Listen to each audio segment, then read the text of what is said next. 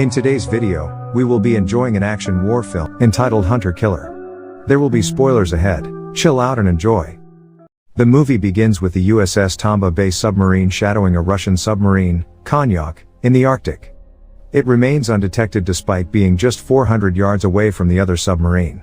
Moments later, the personnel from the US submarine heard a loud explosion. They are under attack not by the Russian submarine but by another unknown submarine right above them. They try to take the submarine down to 700 feet, but it's too late as a torpedo is already seconds away from impact. The US submarine is shot, and all the personnel is killed. Admiral John Fisk is informed that USS Tomba Bay is missing. This is alarming as the submarine has no issues with its radio, and there's no reported bad weather in the area. The submarine is now 2 hours away from check-in. Fisk informs Admiral Charles Donegan about the situation. Donegan is more concerned about the classified system on the submarine. Fish reminds him that there are 110 men there as well. They have no idea yet that the submarine has been shot, and all the men on board are killed. Joe Glass receives a call while hunting. He's told to stand down as a helicopter will take him to the base. He arrives at the base as USS Arkansas is prepared for him to command. He is tasked to locate the missing US submarine. XO Brian Edwards hands over an envelope containing the order from the 6th Fleet. After reading the content, Captain Joe Glass orders Edwards to recall the crew as they will be leaving soon. Edwards explains that the crew was given a 2-day pass and that it's impossible to locate all of them. Glass finds it unacceptable and volunteers to help the officer look for the crew. After all, there are only 2 clubs in the area. It must not be that hard to look for them. Glass submarine is being prepared, and torpedoes are loaded. He then goes inside to check the crew and equipment. Glass gives the announcement about their mission to locate the missing warship submarine. He also sets expectations on how he would run the ship. Everyone is expected to follow his orders. He is a maverick, and he will push his men beyond their limits if needed to perform. Jane Norquist of the National Security Agency approaches Admiral Fisk and lets him know that she needs to brief the president in under an hour. She tried to ask for information from the Navy, but she failed. Fisk mentions that 2 explosions are observed from the Kola Peninsula right at the location where the US submarine is missing. Norquist mentions that they have been keeping tabs on the Russian president. He left with his core security on their way to the location where the explosion happened. He and his team left before the explosions occurred. He is supposed to have a meeting with his defense minister, Durov. Glass is informed by Cobb that the crew is on board and ready to go. He tries to give Glass a good luck coin for this mission, but Glass refuses to. He only carries 1 coin in his pocket. The one he got from his previous submarine. USS Arkansas is now headed to the Barents Sea. Glass commands to submerge the ship and set the depth to 300 feet. Zakharin, the Russian president, arrives at the Polyerny naval base to have a meeting with his defense minister, Durov. Durov confirms that Washington made contact. Durov also lets him know that they waited for his arrival before responding. The USS Arkansas submarine is now 40 miles from the Russian coast. Glass warns his men that they might not be the first one in the area. He orders the deployment of the C-scan. It does not take long for the device to detect something. When the C-scan goes closer, the wrecked US submarine is found. The dead bodies of the personnel are also discovered.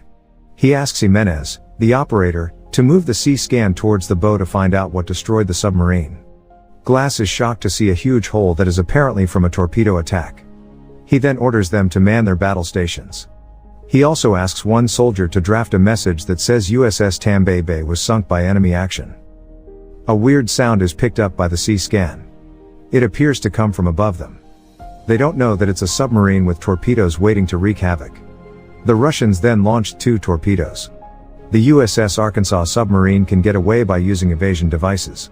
Glass orders to launch their own attack, but they cannot locate the exact location of their target due to a lot of interference on the surface. The Russian submarine is strategically positioned in between icebergs.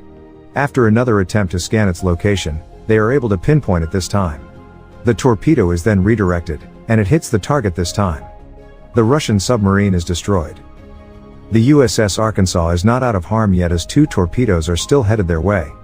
Glass needs to come up with a strategy to prevent getting hit. And Glass orders to take the submarine to the location of USS Tomba Bay. The 2 torpedoes are now closing in. Right, when they are about to hit USS Arkansas, the submarine is maneuvered hard to the right, and the torpedoes hit the Tomba Bay submarine instead. The explosion is still destructive enough for them to feel the effect from the inside.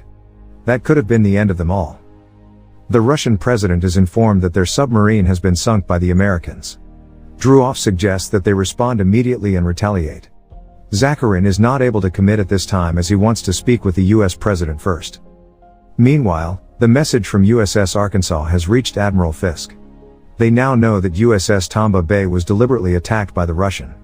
Fisk gets the go signal from Admiral Charles Donegan to move the closest carrier battle group into position. Donegan also tells him that he had already sent special operators, a Navy SEAL team under the command of Lieutenant Bill Beeman, to Russia to determine Zakharin's intentions. The SEAL team lands at their target location, but one of them is injured. They manage to safely position themselves.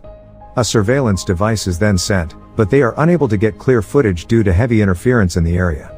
Moments later, they are able to get rid of the interference.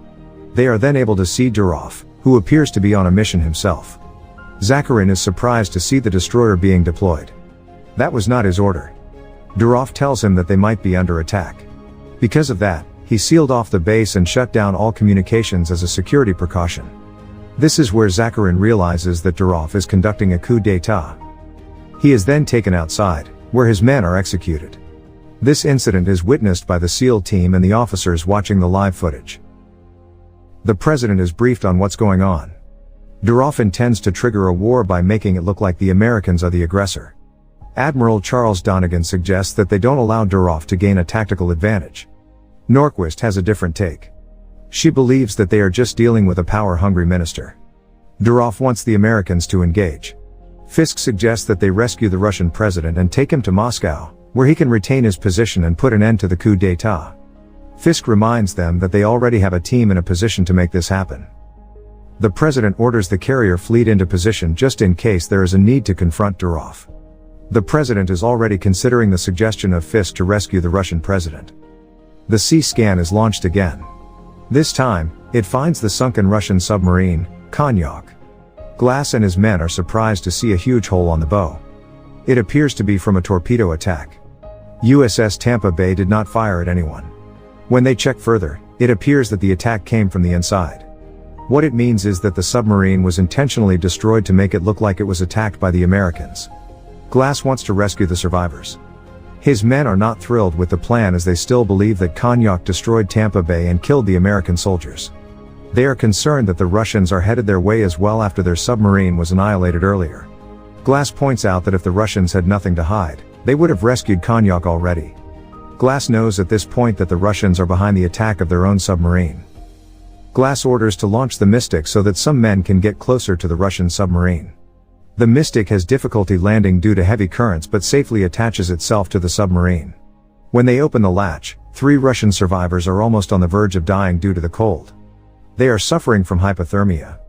Glass welcomes them aboard and orders that they are checked by a doctor. Glass also wants the captain of the Russian submarine to be isolated. Until he receives an order from his officers, the Russian survivors are prisoners of war. Glass informs his men that they have been ordered to go to Polyerny base. The place is heavily defended by destroyers, but their help is badly needed now. Their task is to pick up the Navy SEAL team and rescue Russian President Zakharin, who is now under the custody of Durov. Approaching Polyerny without being detected is going to be a huge challenge for them, no matter how careful they will be. They need a local navigator. That's where Glass decides to speak with the Russian captain that they rescued earlier. The Russian captain still believes that the Americans destroyed their submarine. Glass shows him evidence that the submarine blew up from the inside out. And Glass also tells him that they need his help to rescue Zakharin. Captain Andropov now takes control of the submarine as he knows the area better than anybody. Edwards is furious about this plan and finds it reckless as they will be exposing classified information. Despite the protest, Glass gives Andropov the authority. He is then able to take the submarine safely where it's supposed to be. Glass then sends 2 men to rescue the SEAL team and the Russian president. The SEAL team is able to advance its position and rescue Zakharin. One of them is killed. 2 of the soldiers take the president, where Mystic is waiting. 1 soldier is killed as he guides Zakharin to the Mystic. The other soldier returns to the shore to rescue the other soldier left behind. USS Arkansas detects a heavy screw beat. Captain Andropov tells them that it's the Russian warship. It then starts attacking them. Andropov and Glass work together to survive the onslaught of the Russians. The submarine is taken to the seafloor. While that move allows them to get away temporarily, it also damages some parts of Arkansas. Warship Yevchenko is now moments away from locking in on the submarine. They don't have a choice but to let Captain Andropov speak with the men on the warship. After all, he trained these men. He tells them that he's on board the US submarine. The captain of Yevchenko receives a call from Durov, who demands he destroy Arkansas. The movie ends with Glass receives a direct order from Admiral Donegan to fire at Yevchenko. A standoff ensues. Moments later, Polyerny Naval Base launches missile attacks against Arkansas through the directive of Durov. They are intercepted by Yevchenko seconds before impact.